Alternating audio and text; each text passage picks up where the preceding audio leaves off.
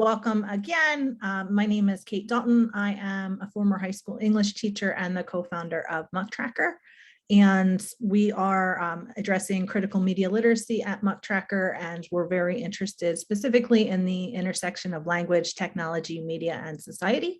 And we look a lot at what the language we use reveals about our understanding of the world today. And specifically today, we'll be talking about the topic of climate change, which is super important and relevant to our world. And we have two experts here. Very grateful to have Antonio and Jocelyn. I'm going to introduce them a little bit more in a second, but this is our agenda. We'll go over this topic of eco-media literacy and teaching about climate change, systems thinking. And then lastly, we'll look at this IPCC report and the media reporting about that. Please feel free to use the Q&A in the chat and we'll answer throughout the session. And we are recording this and we'll have some time at the end for you to type in your conversation and your questions, and we can bring panelists up on the stage. So without further ado, a little more about Mucktracker. We create software and curriculum for students to explore the news, and with this attention on media literacy. And Antonio, thank you for being here. Antonio is one of the leading experts in eco-media literacy. He's a founding architect in this field. He literally wrote the book on this topic. It is available. You can buy this. You can have an ebook. You can have a print copy like I do. And it's really an awesome resource, both for eco-media literacy and media literacy in general. He is the department chair at John Cabot University in the communications department and has written extensively on this topic and devoted his career to eco-media literacy, journalism, and climate justice. And we also have Jocelyn Miller here, and I discovered Jocelyn's work when I started looking into climate change and media literacy. And she recently published an article with the NSTA, or the National Science Teachers Association, on the topic of addressing media literacy in the context of climate change and COVID.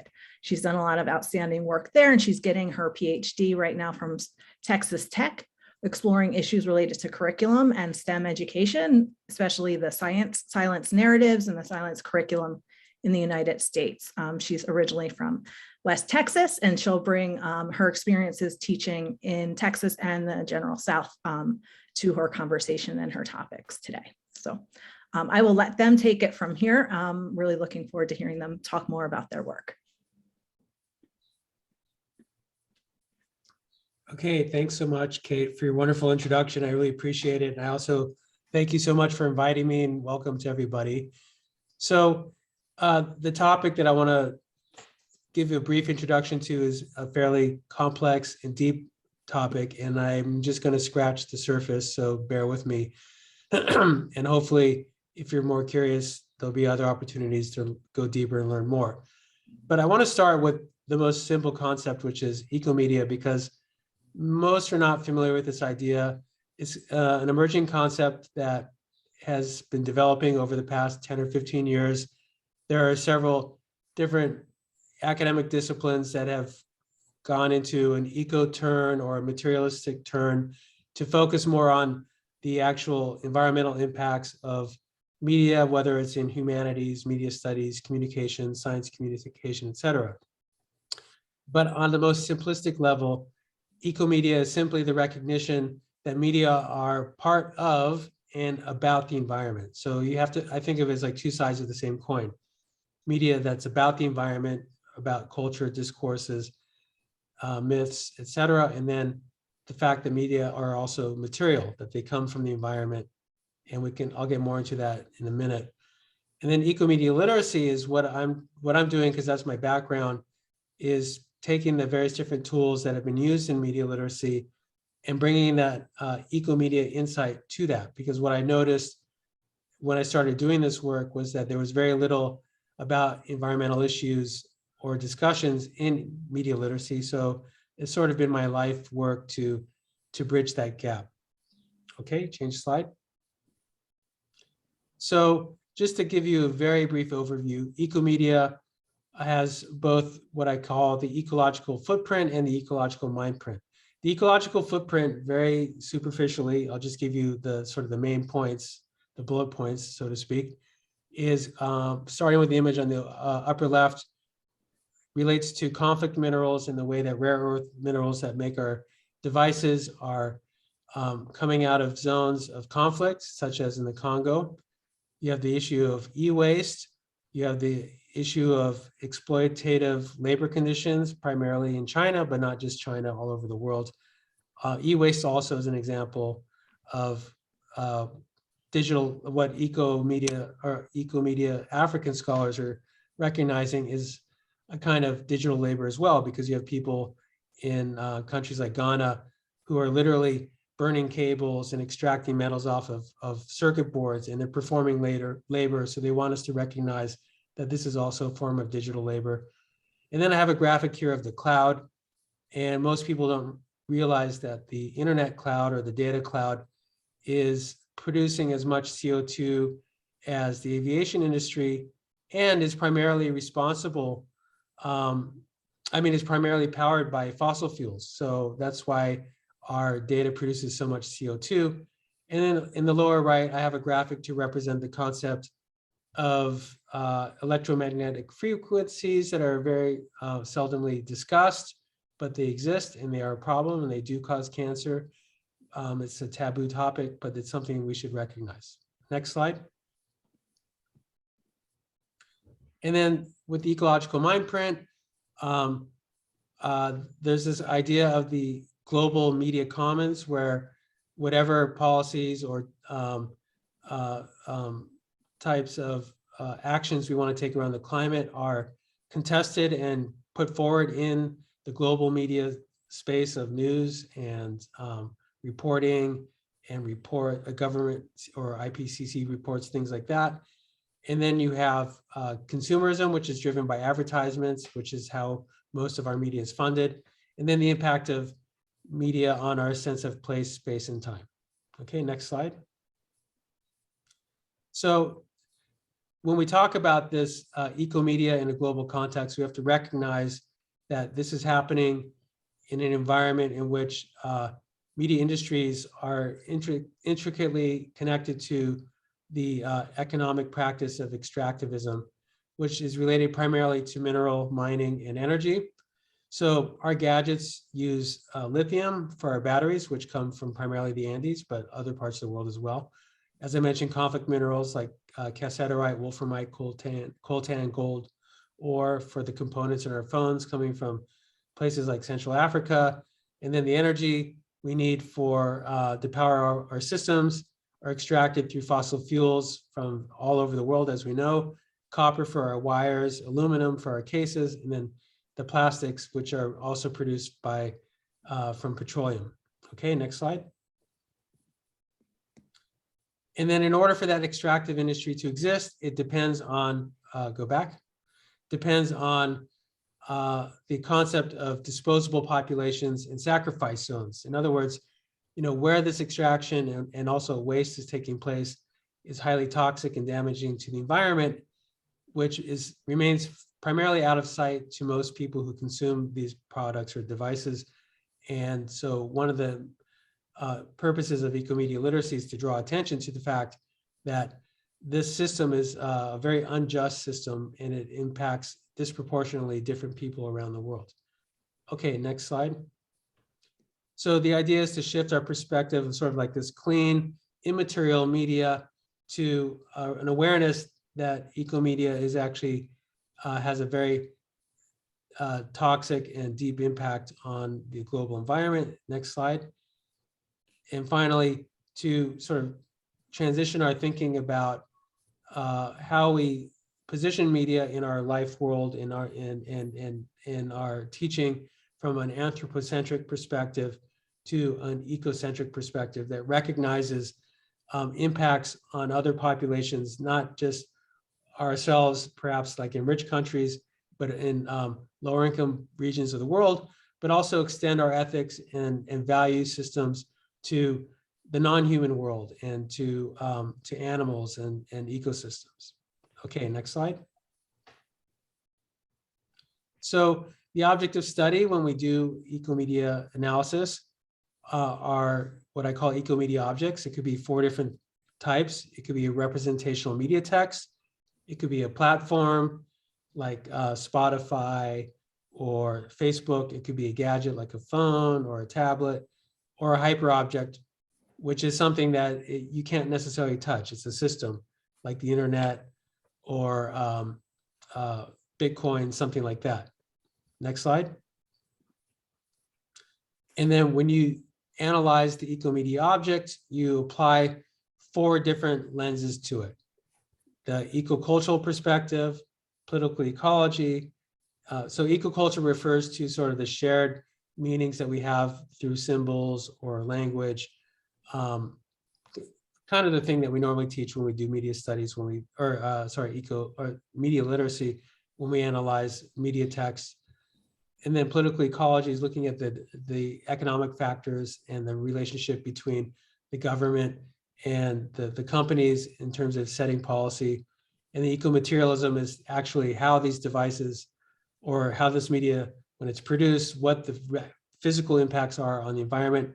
The life world has to do with our individual experience and how the media impacts our sensory experience and our physical bodies. Next slide.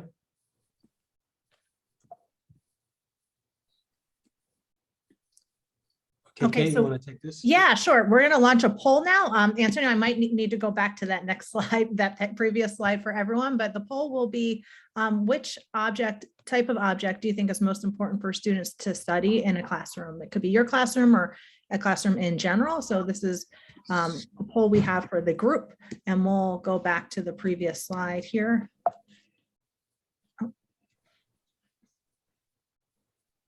One slide back. There we go.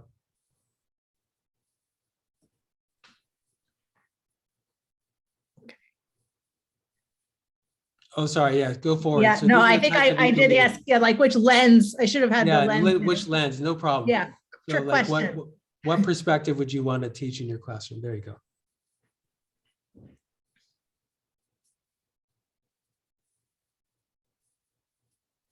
Interesting. So it looks like political ecology is one of the most important, and I agree. And that relates to how this system is designed, such as looking, for example, at the attention economy and how does the attention economy drive climate disinformation, or how does the attention economy drive consumerism and advertising? Or the kind of decisions that manufacturers make about how their products are made.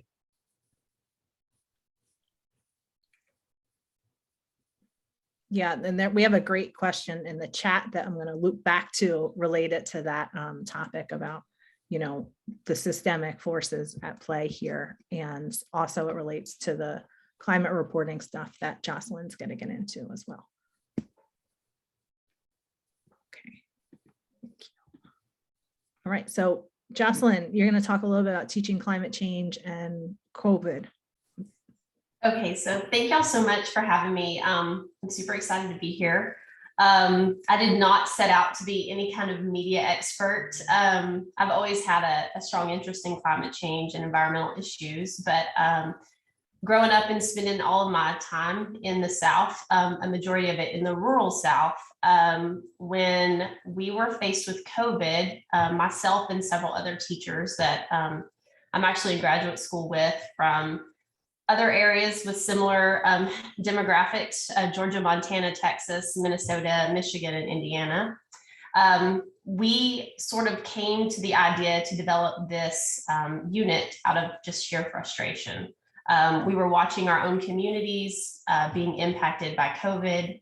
The misinformation was rampant.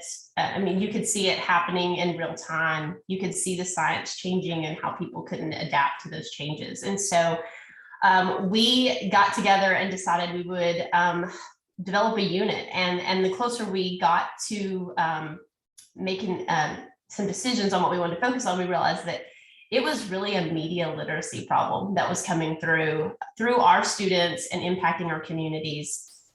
And one thing that we did learn was that students, especially kids that are middle and high school students, they don't really have a strong connection to those identity politics that older adults have. And so they tend to be a little more open-minded. And then further studies have shown too that children, especially teenage girls, have the ability to really influence their parents. So this is a demographic that really needs a lot of focus and attention, and making sure that we are educating our students, not necessarily to produce workers, but to produce citizens. So a good citizen can look at the media, they can interpret what's going on, and they can communicate those things. So we found this as a gap in science education. Most of us were science educators, and it's not something that's really covered in our curriculum. So we felt that it was something that needed to be there. All right, next slide. And this graphic just shows a flow chart we developed for our students. We needed them to have really explicit tools to evaluate media. And one thing we did find with scientific literacy, there's this thought amongst science educators that if we can just teach everybody the science, then they can interpret it for themselves. And that's actually not the case. They found that science literacy does not transfer specifically to climate change literacy. In fact, the more scientifically literate a person is, typically the more polarized their views become. And some people have sort of referred to this as the Einstein effect. You have these very intelligent people that may not have a specialty in climate change that come to these conclusions without actually having a background in that field. And this will come up a little later, but those people sometimes end up being false experts. The media can parade them out, or someone can, a special interest group can parade them out as a scientist. And if you look a little closer, you know, they may be medical doctors. They're not climate scientists.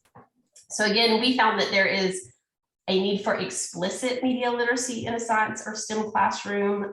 It can't be something that's simply just glossed over. It actually needs to be at the core and the heart of science education. And they need guidance and they need practice. They really need to be provided with tools and walked through it.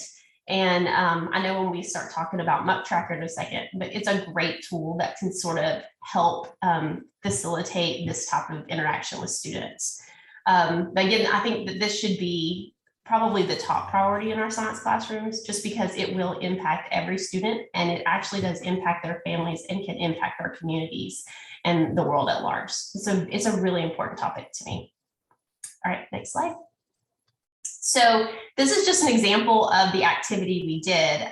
Obviously, we don't want to lose that authentic, hands-on scientific experience in a science classroom, but we did find that media integration actually can be a springboard for scientific inquiry. So we started with different just mainstream media, I guess you could call it, articles that we let the kids interpret, and then we gave them the opportunity to confirm through scientific investigation if the information that was being put out there was actually true. And so this is an example of students actually testing masks, and we had a harmless bacterial spray, and they actually were spraying it through the mask to see if it passed through the material, and they tested N95, surgical masks, and cloth masks. So they were actually able to do the science in the classroom to confirm if the reporting on masking at that time, which is still sort of a hot topic, I guess, if it was truly effective. And so the kids actually got to do the science themselves and see the results in front of them.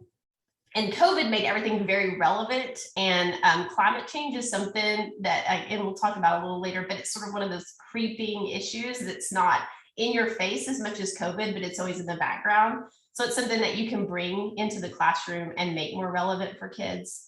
But we kind of have to elevate the voices of the journalists and the people that are doing the work on the ground with climate change. And we can do that through our classrooms. So again, this is just a good example. The kids had a great time with it. Right. Okay, great. And one thing I love about this panel is Jocelyn got in there and had a lot of the specific close reading with the articles and suggested words to look out for. And then we also have that balance with this systems thinking and looking at overall patterns and the larger ecosystem, media ecosystem in which the news is published, to look at the impact on an individual article. So Antonio is going to get a little bit more into that. I know he's done a lot of research and work on that topic. Oh, and Antonio, you are muted right now. So, yeah.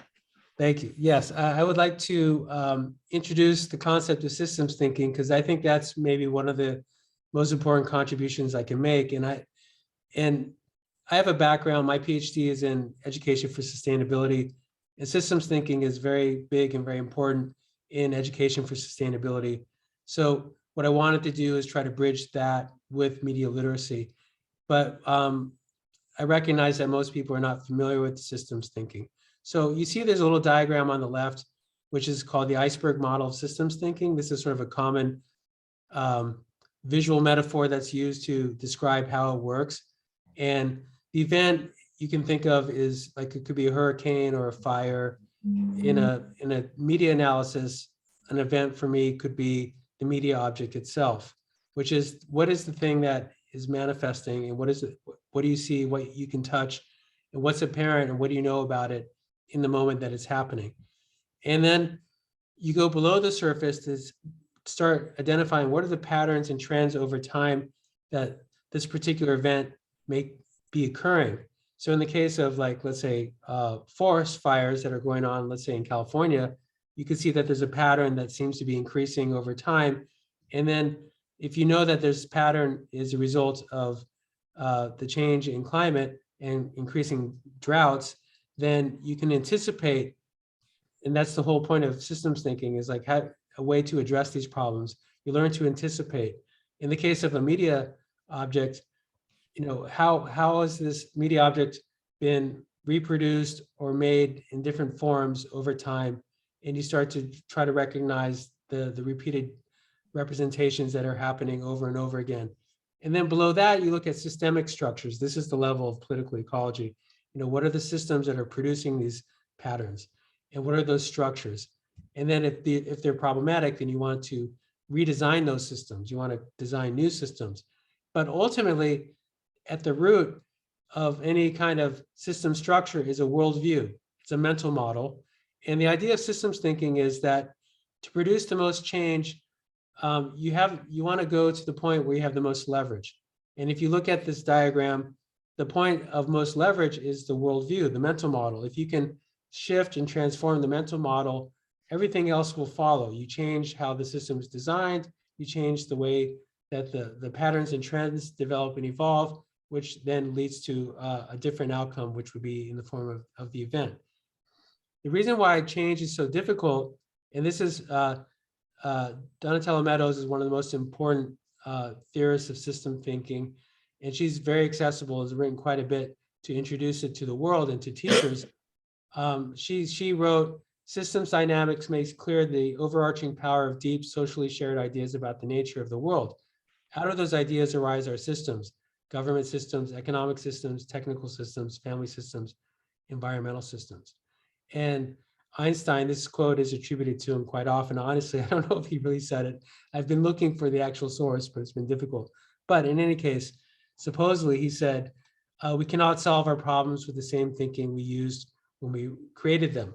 So for climate change clearly is a product of modernity. It's a product of our economic system. So if we want to solve that, we have to find different ways of thinking. Okay, next slide, please. So a paradigm, this is just another way to say worldview or mental model, or another term which a lot of indigenous scholars use, which is knowledge system. I actually prefer the term knowledge system, but is an assumption of how things are and a commitment to keeping them the same way. And we are emotionally committed to them. So that's important to realize, that one of the reasons why we don't take climate action is that we are all very emotionally connected and committed to the status quo because it's very familiar to us. Paradigms shape our language, our thoughts, and our perceptions, and the systems. Examples of how current paradigm is reinforced is through language. This is now the example of how, for example, capitalism is reinforced and reproduced through media, through the concept of buying and selling, which reaffirms the value of money, measuring society by gross national product, which promotes the idea of growth in an unquestioned good. By the way, this list is much longer. I've shortened it for the purpose of this presentation, but in my book, you can see there's about 10 or 20 points to this. Next slide. So paradigms have existed throughout time, and they are akin to ideologies. They're taken for granted, and we assume them to be the natural order of the world. You know, there's different points in history where people believe the earth was flat, or that we could kill humans for sport, or that the sun went around the earth, or slavery, or that women were property. And currently the paradigm that dominates our society is based on fossil fuels, and the fact that we can exploit nature for unlimited growth is sort of taken for granted. These are all examples of a paradigm, but they're also examples of taken for granted ideologies that dominate societies at different point in history. Okay, next slide. So most people are unconscious of the primary underlying knowledge system that guides our global economic system and guides our scientific methods and modernity itself, which is mechanism.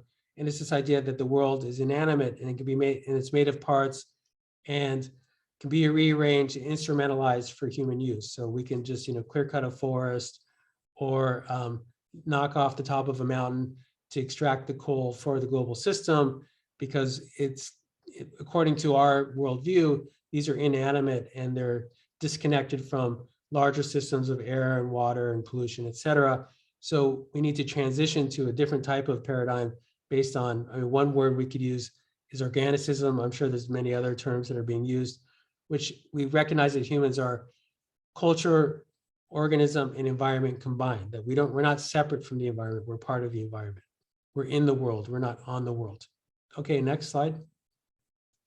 So the bottom line is that the status quo, or the current paradigm, resists and rejects views that don't fit it. So this is why, when we try to bring these views into education or into mainstream journalism or into the academics or academia, there's often resistance because the world is too invested and committed to the systems to accept challenges to it.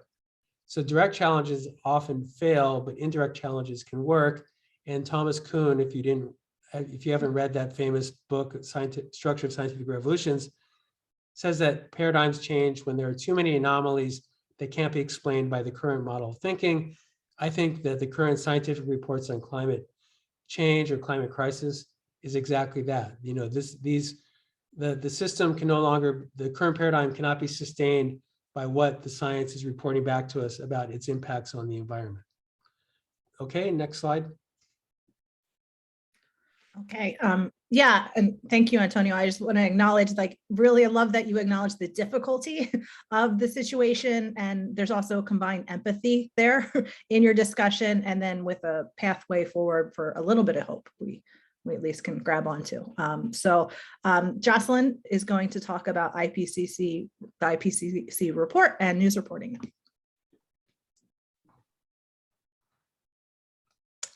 And Jocelyn, you're muted, yeah. This was the second out of the 3 IPCC reports that just came out, and I think the third one dropped yesterday, and I haven't had a chance to really look at it. But I think one thing that really stood out to me, and especially going on what Antonio was talking about with the knowledge system, is how important information is to people, and how misinformation can actually manipulate people's identity, because if we don't get the information, then we can't challenge the status quo if we aren't armed with the proper information. And so this report actually, for the first time since they've been doing this, brought about misinformation as a climate problem.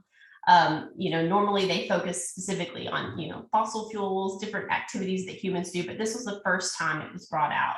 And it's a very long report, about 3,000 pages, so I can't guarantee this number, but when I ran it through Adobe, I had 8 hits in the North American chapter and 1 hit in the United Kingdom chapter for the word misinformation, and it didn't appear anywhere else. So this very much is a Western problem, specifically a North American problem, but they talked about how it has sowed uncertainty and impeded the recognition of risk. Again, we don't want to think that climate change is going to affect us, because it is hard. We will have to make some sacrifices, things will change. So we fall into that, that status quo, protecting that status quo, as Antonio was talking about. And they also talked about how it has become so politicized. And I think this was what we were seeing in our classrooms with COVID, how something that seems so apolitical suddenly becomes politicized and has become a culture war. And this has been going on with climate change for a long time. And, how can we address that as K-12 teachers and people in the community? So this was something that was really important to us. And I just want to point out, actually in a separate document, which I think this is kind of strange how the IPC did this, but they mention high confidence in their report, but they never really say what that means. So I found another report that was actually intended for authors. And so you can see when the IPC, which is an international group of scientists, when they say that they have high confidence, that is, they have a lot of evidence and a lot of agreement. So this is something that is true. There's no question about it, that misinformation is a problem. Okay, next slide. And this was probably one of the things that to consider, as teachers, is just knowing that traditional media, they do frame climate change in a way that shapes public opinion. And one thing that we found is that science teachers reflect the public. They are not more likely to believe in climate change. They are not more likely to think that humans are causing climate change. Science teachers who are on the ground, teaching our kids, really reflect the public. And the last poll that I found that was a good national poll was done in 2011. At that time, only 64% of people in America thought that climate change was real, and only 47% thought it was human caused. So, there's been a very successful campaign to shape public perceptions. And, we obviously know there's an industry behind that. There's money behind that. That is truly not misinformation, because there are great journalists on the ground doing a great job reporting, but we just have to elevate those voices. Anyway, so there's a lot of public consensus. This is just something I wanted to point out. The other thing that I thought was really interesting is the IPCC puts out a report for policymakers that is specifically to go out to legislatures, and misinformation was never in that shortened report for policymakers. And I thought that was a really unfortunate miss on that part. So, all right, next slide. Yeah, so I'm going to jump in and just point out that Donella Meadows wrote this amazing article. You can probably find it pretty easily on the internet, called Systems Dynamics Meets the Press. And this is just a small sample from it, but she applies systems thinking to how journalists cover environmental news, and had these very important observations. And I'm not going to give you specific examples because I think that these are so common. I think we'll have an example after this that will illustrate some of these points. But just the fact that, media are event oriented, they report only on the surface of things and not underlying structures. The media attention span is short, so they, focus on particular events like conferences or disasters, but the reporting doesn't really extend on ongoing problems. They follow herd instinct, so they just kind of go where the global leaders are if they're at a meeting, for example, but they don't necessarily go out and find stories in different parts of the world, especially in poor regions of the world.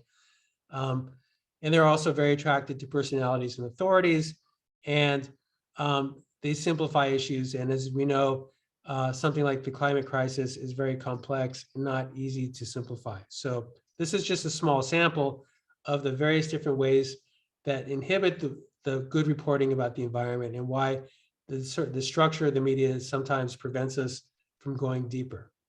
Okay, next slide. Okay, great. Yeah, and I think, that is a simplified version, but those, outline bullet points are very useful when you're approaching it with students, for them to look at that and they can easily recognize that, and that provides them an entry point for some of the systems thinking that may be intimidating at the secondary level, but it's definitely approachable, and students can do it if we give them the opportunity. So Jocelyn's going to talk a little bit about how we can do some of these exercises that she did with her students in the reporting that they did using Mucktracker, adapt that here, and also how we could apply some of these systems thinking concepts in a classroom environment. So the first one, go ahead, Jocelyn. Okay, so this one is specifically looking at the language that's used. We know that scientific language is a little bit different than just the language that people use in everyday speak. So, for example, a theory, that's like a pretty basic one. Everyone's pretty comfortable with the theory, and science is proven over and over again. We never transfer theory to fact. I always joke with my students that gravity is a theory, but nobody's, leaving their seat. So we have to understand that sometimes the language used in science is different than the language used in everyday speak. And so when you look at an article, you need to understand, are they using more scientific language or is it more everyday speak? And if they are using scientific language, it's important that they understand. So that example of high confidence would be one example of everyday speak. In high confidence, it means, I'm pretty confident, I think it's true. But when you really look at what the scientists mean, they're saying we've looked at multiple studies, there's lots of agreement across the board. I mean, it's very, very certain that this is the case. And so that's something that we really have to look at with students. Even climate change being caused by humans, we know climate change is caused by humans. If there's like 1% of scientists somewhere that say it's not, when you say most scientists agree, that gives the impression that, oh, maybe only like 50-60% agree. So very explicit scientific language and everyday language, students need to kind of look at that, start to look through articles and look for those things. Also, this one has urgent and less urgent, which I think is really important too, because that sort of helps you identify, is this something that this news organization or this reporter, or do they think that this is an important problem or do they not? Because urgency sort of also suggests importance to a certain degree. And so the thing that I really like about this is it allows you to see patterns, and you can kind of start to understand, okay, so if I'm looking for a more scientific article, especially with K-12 students, you getting into like the true scientific journal articles, for one, it's usually not accessible because you have to have a university, to access those articles. But a lot of times, even the reading level and the interest level is not of a K-12 student or even a high school student. So trying to find these organizations that are reporting things that have a lot of scientific information in them, but are maybe written in a way that's more accessible for students. I think this is really, really helpful. All right.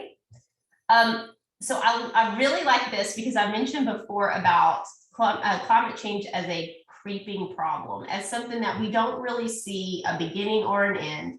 And we also really don't see peaks too much in the news media. So it's not something that gets really popular. Maybe if a big storm hits or a hurricane happens, we might see a little peak in the interest. I was actually really surprised to see that, in my world, when the IPCC report came out, there was lots of chatter and lots of talk, but you don't necessarily see that among just like general media.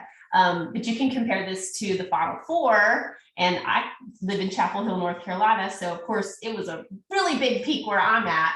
So you can kind of see how just the attention span, and I think this is something Antonio talked about before with the attention span, this tool kind of lets students see, like, what are people paying attention to.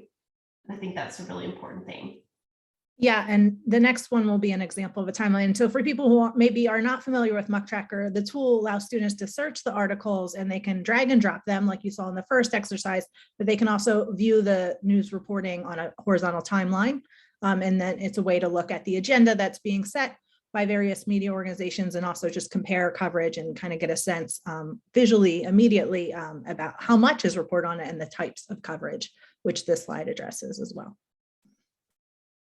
And I think it's great because you can pose specific questions that you want to focus students' attention on. And so, like, some examples that are provided here are, is there a human interest element? Is there a local angle? We do know that people are more interested in climate change if they think it's going to affect them personally, where they live. Do they live in a flood zone? Do they live where they have a wildfire risk? Do they live where tornadoes are getting more and more deadly? Especially here in the South, all of those things affect us. And so we pay attention collectively as a community to those types of issues. And then does the headline propose a solution or focus on the problem? I think this is really, really big in climate change reporting, and also when we're addressing students, because if you just go in doom and gloom, students lose all hope and people lose all hope, and they have no interest in participating. So there needs to be truth told, but there also needs to be hope given. And so, you know, kind of balancing those things and letting students see that there are two aspects. And so making sure they're not just getting one or the other. So I think this is it's just really important because it points those things out. And then something that Antonio mentioned earlier that I thought was really good. He talked about the communities that are receiving attention and the indigenous communities. And so that's one question when I would look at this, that's the next question I would ask: whose stories are being told? Are we just focused on certain people in certain regions? Is this, you know, just white middle class Americans that we're telling their stories? Because we know that climate change and everything impacts people disproportionately. So if it's not being reported, is it because people's stories aren't being told? And I think that's a really important question that we could engage in with our students.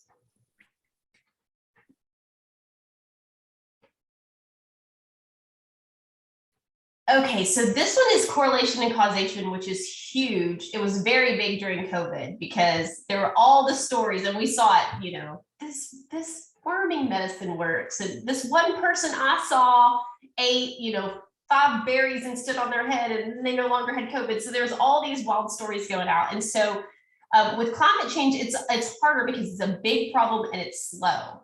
But the biggest one I would say is when people use the term, you know, climate change is caused by humans. That is a causation.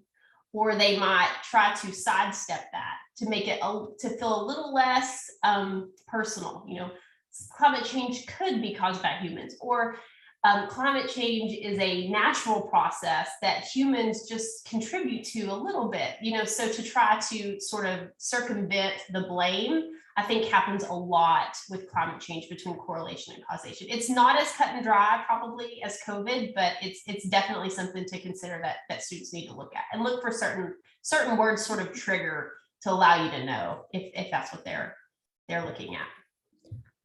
Yeah, and from an ELA English teacher's perspective, providing students that opportunity to like engage in close reading of diction and what they, you know, what subtle changes in word choice means is huge, but then also to connect it to something that's actually significant and has a real impact in like how we're describing and we're suggesting something or a little bit can really be influential in people's understanding of something like climate change.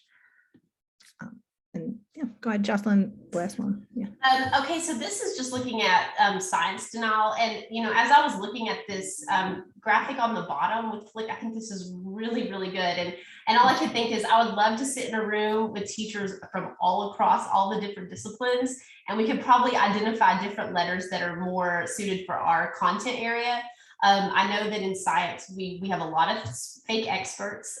That's a really big one. And then misrepresentation. So those are some things that I would really focus on, like having in a science classroom, looking for denial. And denial and doubt are something that have been specifically put out there for people, because again, there are certain industries that is what keeps them afloat. For people to doubt it prolongs it, you know, to offer some denial. And people don't have to fully buy into climate change or fully not. It's just that little hint of doubt that allows the status quo to operate. So those things are really important when having students look at the science of climate change. And we're actually going to be doing another workshop around Flick and some of these ideas. So stay tuned for that for in the future.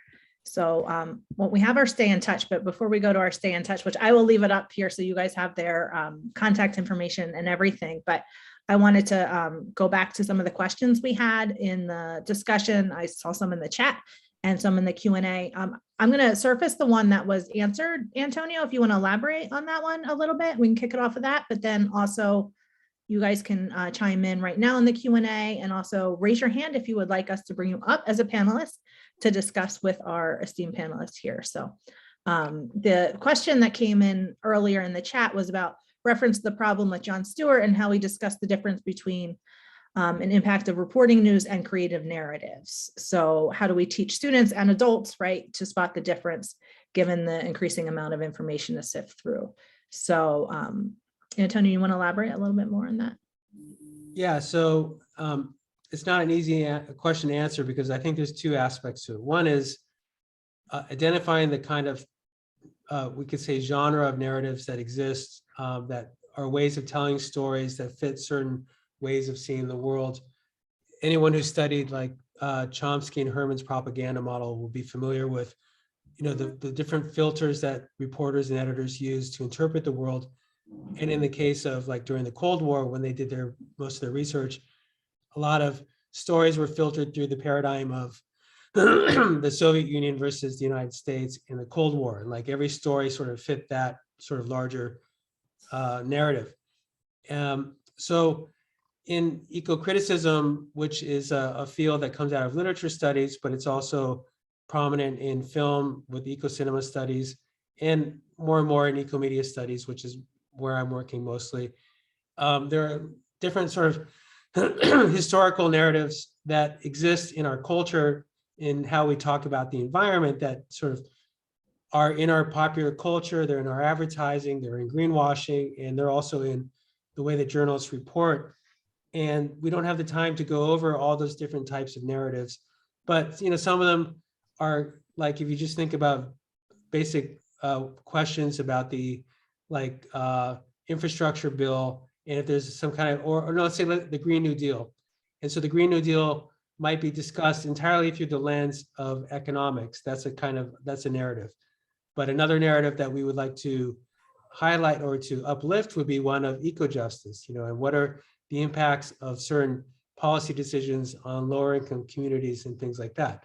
And then the other aspect of this question is, what new journalistic practices can we encourage and teach so that when people, and I think Jocelyn touched on this, when people are reporting on science and reporting on the climate crisis, highlighting local stories and highlighting how that impacts us on a daily basis, because she's correct that people respond more to how does this impact me in my daily life. And so something I was thinking about is sort of a general problem when we think about misinformation and disinformation, is the confusion that people have between climate and weather, and how the term weather is often used to sort of confuse people about larger patterns in the climate when they focus solely on an event of a weather event, such as a hurricane or a tornado, which isolates that experience from a larger pattern.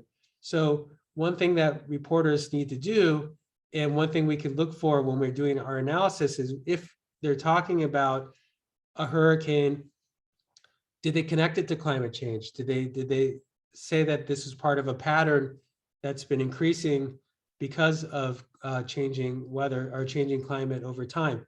So we can try to identify those, and then also encourage, and if we're training journalists, encourage them to start making these connections. Yeah, I think that's a good point. I'm seeing more about like weaving it into the stories that are happening. So we are event oriented, but maybe we weave it into our reporting of the event, provide the context, put climate change in there. And whether we're talking about a weather event or, oil crisis in Ukraine, things of that nature, all are interconnected with the climate and how we're impacting it.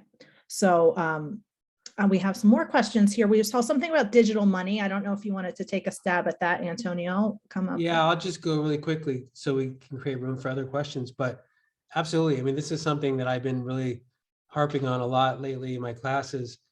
In terms of what perspective, I'm not sure if that references the 4 zones, but when we think about digital money and cryptocurrency in particular, and blockchain, those have used a lot of energy. They require a lot of servers, and we can also add artificial intelligence to this, which is also has a requires a lot of computer processing power.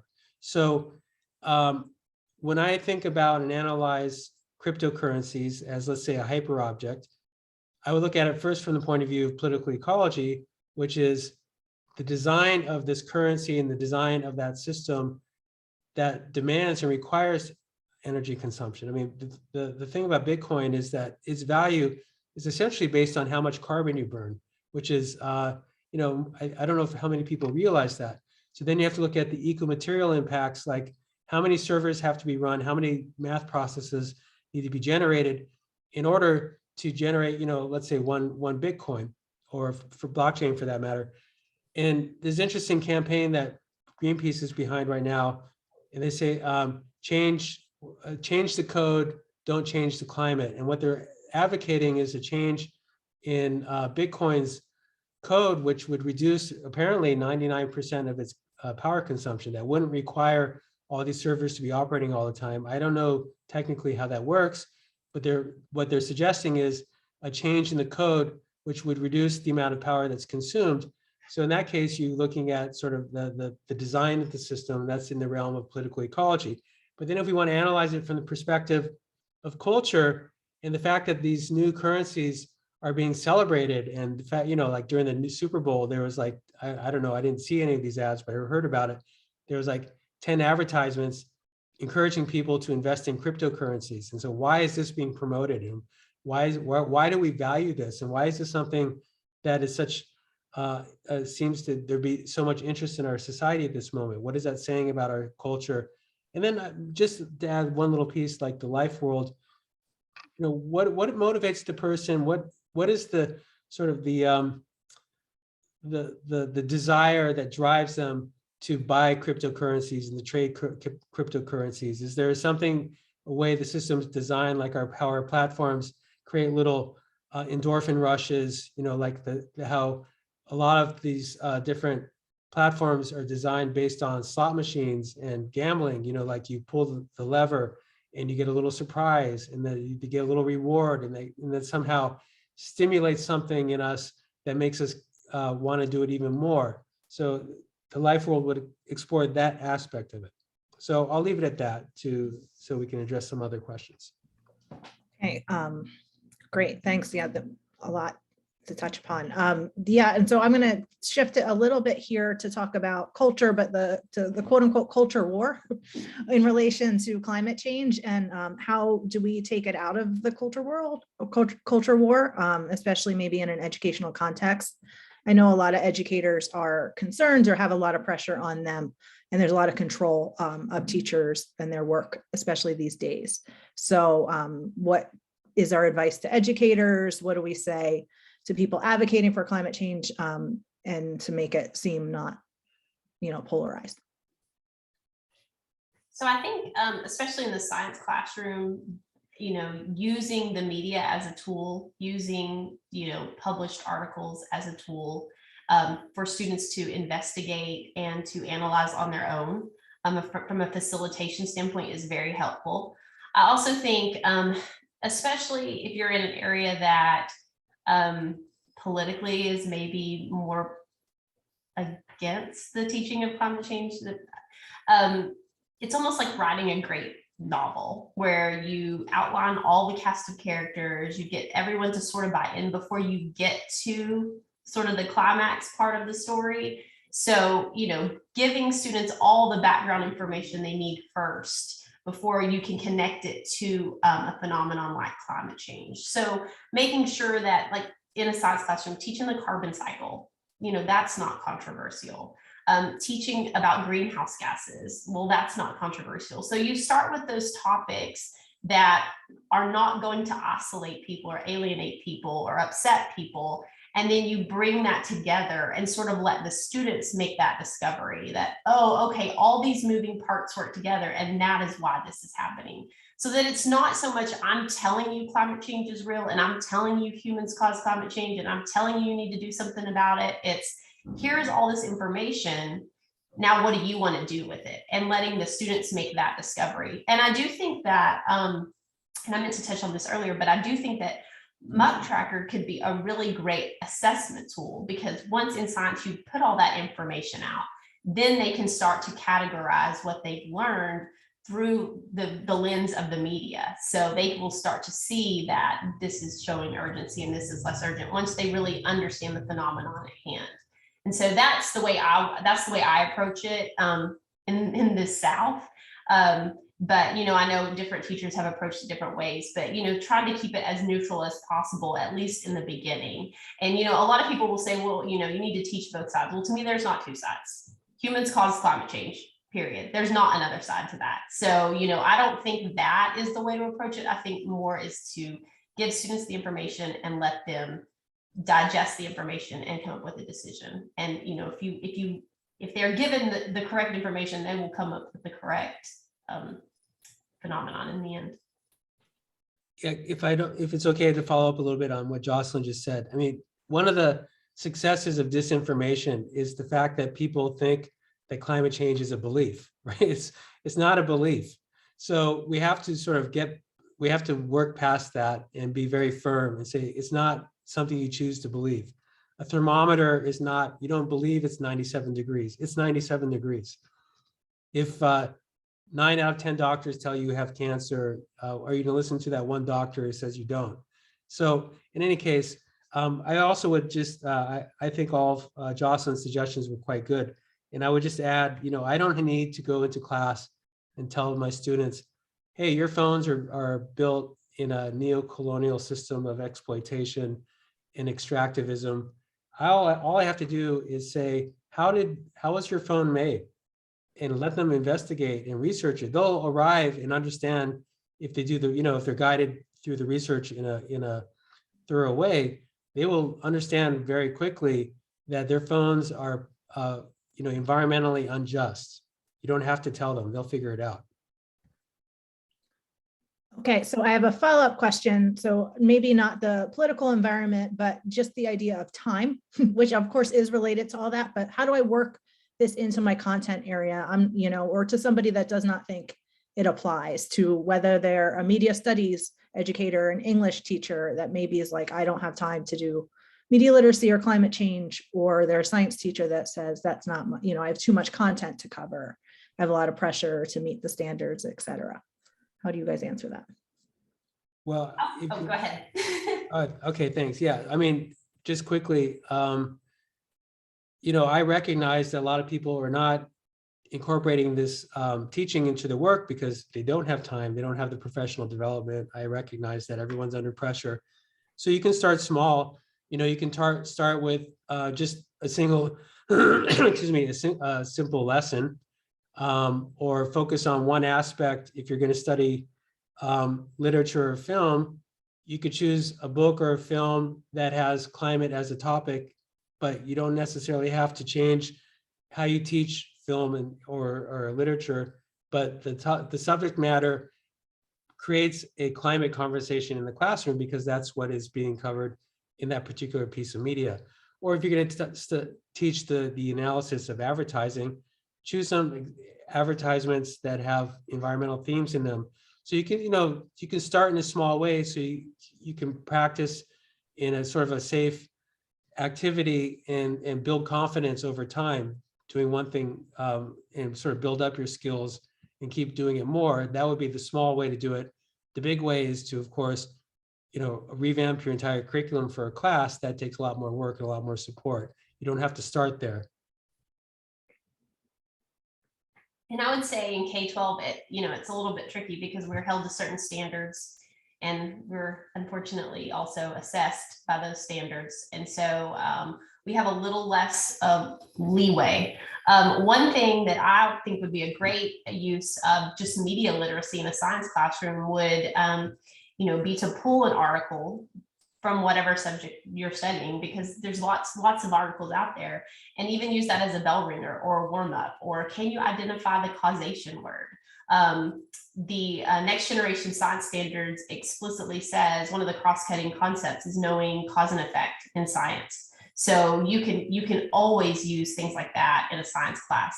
As far as the specific standards, that varies by state. Some states are great and they actually have climate change as a standard starting in elementary school all the way up to high school. Some, like Texas, try not to include it at all. And so you kind of have to find ways that you can bring that in a little bit. It's just like the greenhouse effect is taught. It's a standard. The carbon cycle is a standard. So those are things that are very much in line with climate change, that even if it doesn't explicitly say climate change, you're giving kids that background information, and you can just even bring that in conversation. So I think that you do have to kind of start slow and start small. And I would love to see, more and more schools offering, an elective class at the high school level that specifically focuses on this. I think it's really necessary. Putting it into like a core class, like, biology is going to be a little more difficult because we do have certain standards we have to cover. I know in most states, the kids take an end of course exam in biology. So you can't substitute because you're not setting your kids up to pass those exams, which they will be held accountable, for whether we like it or not. That's the reality of the profession. And so, finding ways to weave it in, because climate change literally touches every aspect of our lives. And it touches everything in science. You can talk about it in physics. You can talk about it in chemistry. So there are lots of ways to bring it in, but it just has to be really intentional and very well thought out. All right, well, on that note, thank you guys. I think you guys provided us a lot of ways that we could weave it in a variety of contexts today. And so we really appreciate your time, and thank you again. I'm going to leave it to you of any concluding thoughts. I know you had, just small bits of advice to share for people going out into their classrooms, into their lives. We just got this report. It's not great, but there are steps. It does have outlined clear directions for us to take. So from you guys as educators and experts in this field, what would you say to everybody going forward? My simplistic response is try whatever way possible to start a climate conversation. The problem is that we're engaged in a spiral of climate silence, and to break that silence, we have to talk about it. So in whatever small way, bring a conversation with your students about the climate. You have to find the right path depending on your situation, but don't put it off. Now is the time to do it. And I agree with that. And I say doing a little bit is better than doing nothing. So if you can put a little bit in there, you're still making progress, and we'll get there. And something the kids will want to engage with. And it could be lively, and that's entertaining at times. So, just kind of enjoy the ride.